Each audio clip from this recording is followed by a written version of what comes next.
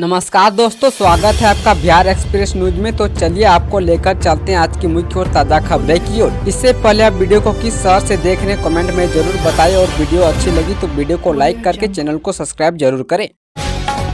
शिक्षा विभाग ने कर दिया सब 50% आरक्षण के आधार पर होगी नियुक्ति। शिक्षा विभाग ने आरक्षण को लेकर चल रही दुविधा को खत्म कर दिया है। बिहार के सरकारी विद्यालयों में नियुक्ति अब 50% आरक्षण के आधार पर ही होगी। इस संबंध में शिक्षा विभाग की ओर से सभी जिलों को निर्देश जारी किया गया है।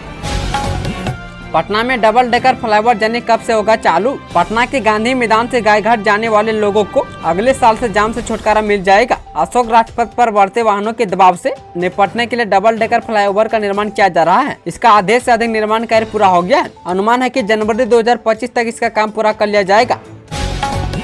बिहार में धीमी हुई मानसून की रफ्तार जाने शुक्रवार को कैसा रहेगा पटना का मौसम। बिहार में मानसून की रफ्तार भले ही धीमी पड़ गई हो, लेकिन बारिश की संभावनाएं खत्म नहीं हुई है। पिछले एक सप्ताह के दौरान बिहार के कई जिलों में मूसलाधार बारिश हुई है। मौसम विभाग का कहना है कि बिहार में अभी कुछ दिनों और बारिश होगी। शुक्रवार यानी 9 अगस्त को किशनगंज और बांका में भारी बारिश होगी। वहीं सुपौल, अररिया, सहरसा, मधेपुरा, पूर्णिया, कटिहार और खगड़िया, भागलपुर, मुंगेर एवं जमुई के अनेक स्थानों पर हल्की बारिश हो सकती है।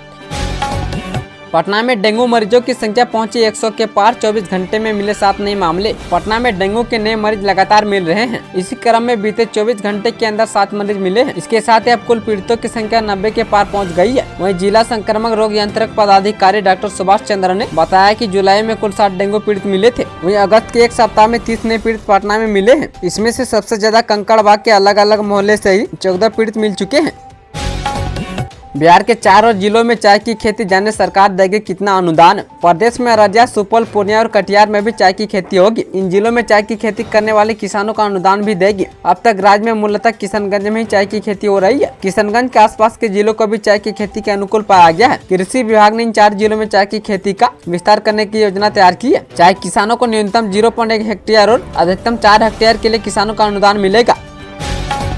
पटना से सीतामढ़ी होते हुए जनकपुर जाना हुआ आसान। पटना से नेपाल जाने वाले लोगों के लिए खुशखबरी होगी। पाटलिपुत्र रूट से जनकपुर तक एक नई ट्रेन चलाई जाएगी। दरभंगा पाटलिपुत्र मेमू एक्सप्रेस के नाम से चलने वाली इस ट्रेन के परिचालन के लिए रेलवे बोर्ड ने मंजूरी दे दी है। 8 कोच की ये ट्रेन रोजाना पाटलिपुत्र जंक्शन से सोनपुर, मुजफ्फरपुर, सीतामढ़ी, जनकपुर होते हुए दरभंगा तक जाएगी। वहीं जानकारों की माने तो पटना से नेपाल के लिए सीधे जाने वाली ये पहली ट्रेन होगी। रेलवे बोर्ड ने ट्रेन चलाने का समय भी निर्धारित कर दिया है। हालांकि अभी ट्रेन किस तारीख से चलेगी इसको लेकर रेलवे बोर्ड की ओर से मंथन जारी है। ऑस्ट्रेलिया करेगा बिहार में निवेश, पावर सेक्टर में दिखाएगी दिलचस्पी। बिहार में विदेशी निवेश का दरवाजा खुलता हुआ दिख रहा है। बिजली उत्पादन के क्षेत्र में ऑस्ट्रेलिया ने बिहार में निवेश करने की इच्छा जताई है। कोलकाता में ऑस्ट्रेलिया के कंसुलेट जनरल एच बेयालवा ने इस संबंध में बिहार के ऊर्जा मंत्री विजेंद्र प्रसाद यादव से मिलने के लिए समय मांगा है। कंसुलेट जनरल 2 दिवसीय दौरे पर 12 और 13 अगस्त को बिहार आ रहे हैं। 2 दिवसीय दौरे में कंसुलेट जनरल मुख्यमंत्री नीतीश कुमार सहित अन्य मंत्रियों से भी मिल सकते हैं। बिहार में लाल निशान के पार बह रही है नदियां, पटना में डरा रही गंगा। बिहार में सभी नदियां उफान पर हैं। गंगा नदी गुरुवार को पटना के गांधी घाट हुआ भागलपुर जिले के कालगांव में लाल निशान पार कर सकती है। केंद्रीय जल आयोग के अनुसार पटना के दीघा घाट पर गंगा का जलस्तर बुधवार की सुबह खतरे के निशान से 91 सेंटीमीटर नीचे था। इसमें 13 सेंटीमीटर की वृद्धि की संभावना है। सिपाही भर्ती परीक्षा देने आए अभ्यर्थियों ने जमकर किया हंगामा। सिपाही भर्ती परीक्षा देने के लिए बुधवार को अभ्यर्थी कटिहार पहुंचे। परीक्षा खत्म होने के बाद अभ्यर्थी कटिहार स्टेशन पहुंचे, जहां काफी भीड़ हो गई और वो अतिरिक्त ट्रेन की मांग करने लगे। इसे लेकर कटिहार रेलवे स्टेशन पर अभ्यर्थियों ने जमकर हंगामा किया। कई प्रीमियम ट्रेनों में चढ़ने की कोशिश भी की। इस दौरान अभ्यर्थियों ने राजधानी एक्सप्रेस सहित संपर्क क्रांति एक्सप्रेस को रोककर हंगामा किया। बिहार के उद्यमियों को अब सरकारी ठेकों में मिलेगी विशेष छूट। बिहार के उद्यमियों और स्थानीय औद्योगिक इकाइयों की लंबे समय से चली आ रही मांग को कैबिनेट ने मंगलवार को मंजूरी दे दी है। अब बिहार के किसी भी सरकारी सामग्री की खरीद या ठेके के टेंडर में बिहार की इकाइयों को विशेष छूट मिलेगी। 5 लाख तक के टेंडर पर यह नियम लागू नहीं होगा। सरकार द्वारा तय मानकों को पूरा करने के बाद ठेके में L1 में 15% मार्जिन होने पर भी बिहारी उद्यमियों को लाभ मिलेगा। मुख्यमंत्री नीतीश कुमार की अध्यक्षता में मंगलवार को भी कैबिनेट की बैठक में बिहार अधिप्राप्ति वरीयता नीति 2024 समेत 36 प्रस्तावों को मंजूरी दी गई है।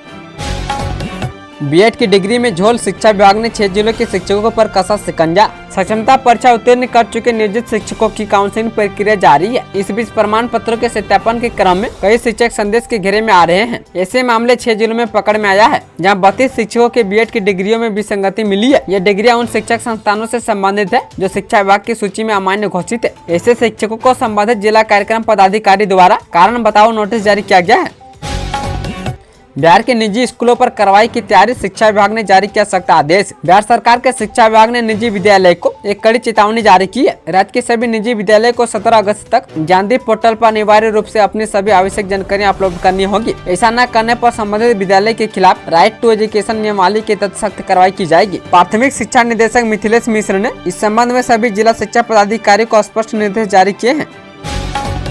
बिहार में शिक्षकों के ट्रांसफर को लेकर नया अपडेट, ऑनलाइन करना होगा आवेदन। बिहार शिक्षा विभाग ने सरकारी शिक्षकों के ट्रांसफर की प्रक्रिया को ऑनलाइन करने का निर्णय लिया है। तबादले के लिए शिक्षकों के ऑनलाइन आवेदन ही अब मान्य होंगे। शिक्षा विभाग ने बुधवार को यह स्पष्ट कर दिया है कि अब स्थानांतरण के लिए सिर्फ ऑनलाइन आवेदनों पर ही विचार किया जाएगा। विभाग के अपर मुख्य सचिव डॉक्टर एस सिद्धार्थ के कार्यालय की दीवार पर इस आशय का नोटिस चिपका दिया गया है। बिहार के 175 स्कूलों के प्राचार्यों को शिक्षा विभाग ने दी चेतावनी। बिहार के सारण जिला के सरकारी विद्यालय में 50,000 विद्यार्थी शक के घेरे में आ गए हैं। बिहार सरकार की शिक्षा कोष पोर्टल पर विद्यार्थी का आधार नंबर अपलोड नहीं किया गया है। शिक्षा विभाग ने सख्ती से पेश आते हुए 175 विद्यालय के प्रधानाध्यापकों को चेतावनी दी है। शिक्षा विभाग ने कहा, आधार कार्ड नहीं होने की स्थिति में बच्चों को पाठ्य पुस्तक, पोशाक, एफएनएन किट आदि लाभ से वंचित रहना पड़ेगा। परीक्षा में 10 अभ्यर्थियों पर हुई कार्रवाई, ईओयू के रडार पर कई साइबर अपराधी। सिपाही भर्ती परीक्षा में कदाचार के आरोप में 10 अभ्यर्थी सम्मिलित पाए गए हैं, जिसमें से 8 को गिरफ्तार किया गया है। पटना से 4, बक्सर से 2, जमुई से 2 अभ्यर्थियों को गिरफ्तार किया गया है। वहीं भागलपुर में 2 अभ्यर्थियों को निष्कासित कर दिया गया है। फिलहाल मामले की जाँच में पुलिस जुटी हुई है। गया, भोजपुर समेत इन जिलों में तेज बारिश और वज्रपात की आशंका। बिहार में मानसून अपने चरम पर है। मौसम विभाग ने शुक्रवार को तत्कालिक पूर्वानुमान जारी कर दक्षिण बिहार में भारी बारिश की चेतावनी जारी की है। गया, भोजपुर, औरंगाबाद, अरवल और जहानाबाद जिले के कुछ इलाके में तेज बारिश के साथ ठनका गिरने की आशंका है। इसके अलावा उत्तर बिहार के कुछ जिलों में येलो अलर्ट भी जारी किया गया है। इसके तहत पश्चिम चंपारण, पूर्वी चंपारण, सीतामढ़ी और मुजफ्फरपुर जिले में कहीं कहीं वज्रपात के साथ बूंदाबांदी के आसार है। विनेश फोगाट पर क्या बोल गए बिहार के खेल मंत्री। पेरिस ओलंपिक में फाइनल खेलने से चुकी भारतीय महिला पहलवान विनेश फोगाट चर्चा में है। महज 100 ग्राम वजन ज्यादा होने की वजह से विनेश फोगाट का ओलंपिक में स्वर्ण पदक जीतने का सपना टूट गया। गोल्ड का सपना टूटने से पूरा देश निराश है। इस पर अब तक कई लोगों ने अपनी प्रतिक्रिया दी है, लेकिन इस बीच बिहार के खेल मंत्री ने विनेश फोगाट को लेकर कुछ ऐसी अजीब बात कही जिसे सुनकर आप भी हैरान में पड़ जाएंगे। खेल मंत्री के इस बयान की काफी चर्चा हो रही है। छपरा में अनियंत्रित ट्रक ने 2 छात्रों को रौंदा, 1 की मौत। छपरा जिले के गरखा थाना क्षेत्र के अलौनी बाजार के समीप अनियंत्रित ट्रक ने 2 छात्रों को रौंद दिया, जिसमें एक छात्र की मौत हो गई, वहीं दूसरा घायल बताया जा रहा है। बता दें कि दोनों बीटेक के छात्र हैं। घटना गरखा थाना क्षेत्र के अलौनी बाजार के समीप ठिका नगर के पास की बताई जा रही है। फिलहाल मामले की जाँच में पुलिस जुटी हुई है। अब नई लुक में नजर आएगी सहरसा अमृतसर गरीब रथ एक्सप्रेस। सहरसा अमृतसर के बीच चलने वाली गरीब रथ एक्सप्रेस अब आपको बदला हुआ दिखेगी। अब आपको इस ट्रेन में ग्रीन बोगी दिखाई नहीं देगी। आज से ये ट्रेन LHB कोच के साथ चलेगी।